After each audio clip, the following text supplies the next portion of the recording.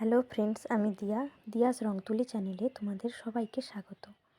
ফার্স্টেই বলি, আমি এই চ্যানেলে সম্পূর্ণ নতুন, তাই যারা আমার ভিডিও দেখছো বা পছন্দ করছো তারা প্লিজ আমার চ্যানেলটিকে সাবস্ক্রাইব করে দিও, যাতে আমি আরও ভিডিও বানাতে উৎসাহ পাই।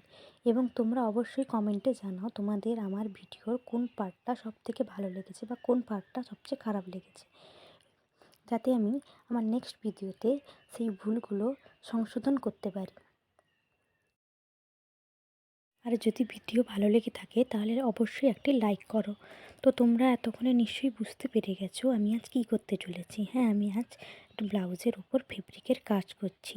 ফার্স্টেই দেখো, আমি একটা ময়ূর ডিজাইন ক্রিয়েট করেছি। জানো, আমি এই ব্লাউজে ফেব্রিকের কাজ করার আগে ফার্স্টে একটা পেন্সিলে ছবিটা এঁকে নিই, যাতে কী হয় বলো তো, তুলি দিয়ে আঁকার সময় কোনো রকম প্রবলেম না হয়। তো দেখো, ফার্স্টেই আমি ময়ূর ডিজাইনটা করে নিয়েছি এবং একটা ব্ল্যাক ফেব্রিক দিয়ে আউটফিটটা তৈরি করেছি। তো তারপরে আমি অরেঞ্জ আর লেমন ইয়েলো দিয়ে ওই ময়ূরটাকে ফিল আপ করছি। তো এই দেখো, ময়ূরের ফিগারটা ফিল আপ করার পর আমি ওর ঠোঁট, চোখ এবং বডির পার্টগুলোতে কাজ করছি। আর অনেকের মনেই প্রশ্ন থাকে যে এই ফেব্রিকের কাজগুলো করার পর ব্লাউজটা ধোয়ার পর ওই কাজগুলো উঠে যায় নাকি। কিন্তু না, এই ফেব্রিকের কাজগুলো করার পর ধোয়ার পরেও ব্লাউজের এই ফেব্রিকটা ওঠে না।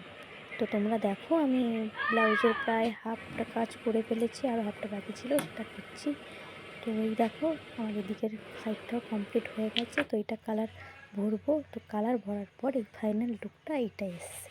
তো তোমরা দেখে জানাও যে কেমন লেগেছে। তো দেখো, আমি কিন্তু পরেও দেখেছি। তো তোমরা দেখো, এটা আগের পার্টের